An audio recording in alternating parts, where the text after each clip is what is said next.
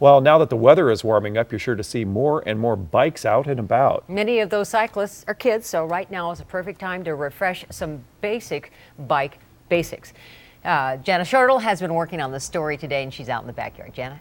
Well, days like this were really just made for being outside, and no one knows that better than a group of kids. A lot of kids heading out today after school or on spring break will be riding their bikes, but sadly, far too many of them will be on their bicycles without a helmet.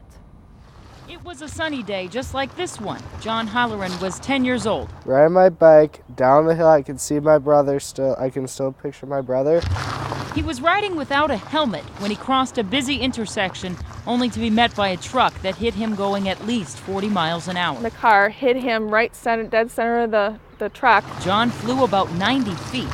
His mother saw it all happen. When you see your own kid laying there with blood gushing down the road, it was horrendous. John fractured his skull, broke his pelvis, and nearly shattered his leg. So he was nailed. Had he worn a helmet, his doctors say he may not be where he is today, living with a brain injury. A helmet may not have prevented a concussion or some mild bruising to his brain, but a helmet would have protected his brain more so than not wearing one. So the injury would have been less severe. This one you can see better. John's injury means he will never be able to play contact sports like hockey or football. He may never be a fighter pilot as he once dreamed of being, and he suffers consequences to this day. He still has a few anger management issues, which is very prominent with traumatic brain injury. As a result, Carol Halloran is a one-woman helmet army in her neighborhood. I have helmets for everyone. She keeps at least 20 helmets on hand for her kids and every neighbor in the area. I'm a very big advocate on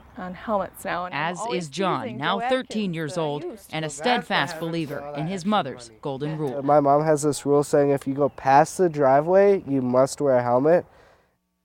Past the driveway is a pretty good rule that all of us could learn this time of year. Now, there are some sobering statistics Regions and Gillette Children's Hospitals have collected about kids wearing helmets on their bicycles over the last 4 years. Doctors say over the last 5 years, at least 30 kids per season are admitted to the Level 1 Trauma Center after bike accidents. And of those admitted, of those kids, 73% of them at the time of injury on the bike were not wearing a bike helmet. Pat and I. Well, the big deterrent a lot of kids and even adults had is how the helmets look. They have improved so much with how they look. They're actually cool, which is really good. Thank you. An important story. Sure.